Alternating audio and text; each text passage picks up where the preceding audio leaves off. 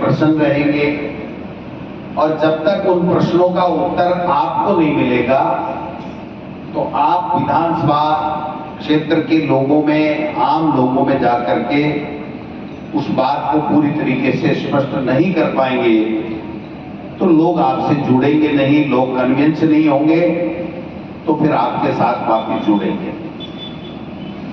जो पिछला लोकसभा का चुनाव था, उस लोकसभा के चुनाव में हमारे नेता राहुल जी और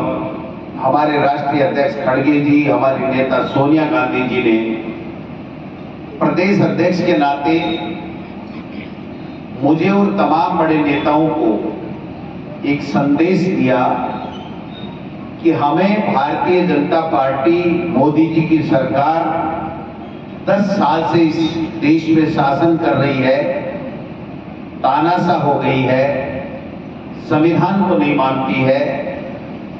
संवैधानिक संस्थाओं का दुरुपयोग करती है, लोगों से वादे किए थे वो वादे पूरे नहीं कर रही है, आम व्यक्ति दुखी है, पीड़ित है, कोई काम भलाई का नहीं करके केवल पार्टियों को तोड़ना, सरकारों को गिराना, अपनी सरकारें बनाना, येन केन प्रकारेण डराना, धमकाना, नफरत फैलाना, धर्म के आधार के ऊपर लोगों को बांटना और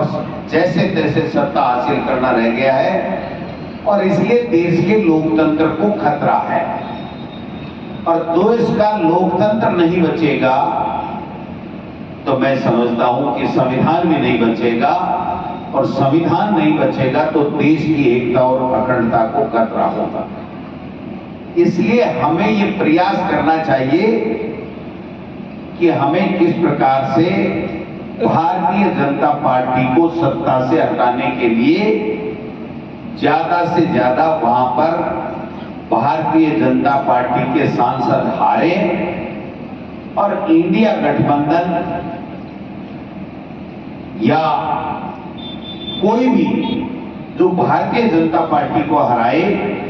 उस दिशा में हमको आगे बढ़ना चाहिए। हमने नागौर में गठबंधन पार्टी आलाकमान में किया, सीकर में मार्क्सवादी कम्युनिस्ट पार्टी से पार्टी आलाकमान ने दिल्ली में किया एक सीट लेने के लिए। यहां पर हमारे जो सबसे बड़ा नेता हुआ करते थे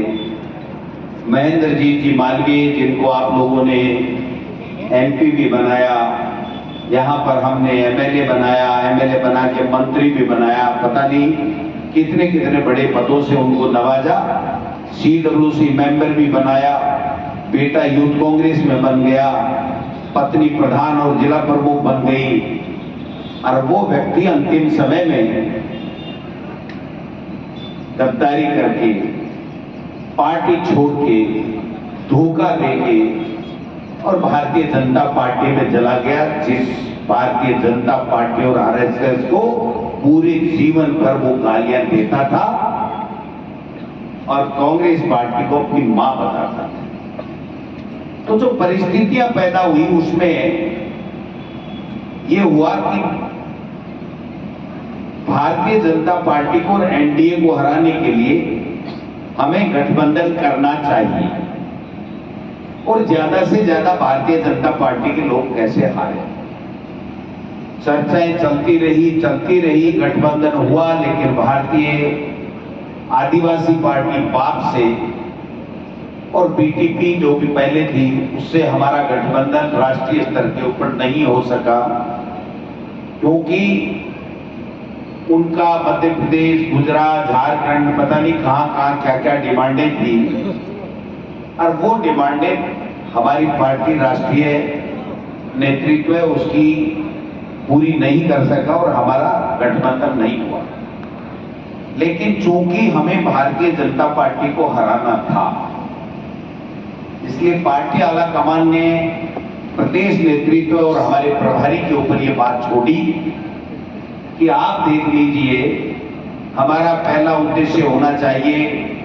कांग्रेस जीते, हमारा दूसरा उद्देश्य होना चाहिए कि इंडिया गठबंधन जीते, और हमारा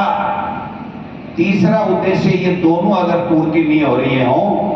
तो फिर हमारा उद्देश्य होना चाहिए कि भारतीय जनता पार्टी का सांसद हार करके उनकी सीटें कम आए। इसलिए हमने, जब गठबंधन भी नहीं हुआ, कांग्रेस भी जीतने की स्थिति में, ये नेता बैठे, तमाम जितने नेता बैठे हैं, एक एक को 50-50 बार पूछा कि आप बताइए। आम आदमी को पूछा नहीं जा सकता, इनको कहा कि क्या बताइए, आप कांग्रेस पार्टी को जिताने के लिए चुनाव लड़ना चाहते हैं, लड़ेंगे? सबने हाथ खड़े कर दिए कि नहीं साहब, क्योंकि जो स्थितियां पैदा हुई थी उसमें आपने देखा होगा कि उसी नेता को हमने सब कुछ दे रखा था, और वो नेता जब चला गया तो इनको क्या दोष दें? इन्होंने कहा कि साहब कैसे भी बीजेपी को हराओ, जो हमारा राष्ट्रीय नेतृत्व चाहता है और जो देश के हित में है, लोकतंत्र के हित में है, वो काम हमको करना चाहिए। और हमने पार्टी आला कमान से सहमति लेकर के प्रभारी जी ने और हमने प्रदेश कांग्रेस कमेटी ने निर्णय लिया कि हमें बीजेपी को हराने के लिए राजकुमार रोज को समर्थन देना चाहिए, क्योंकि बीटीपी या बाप हमें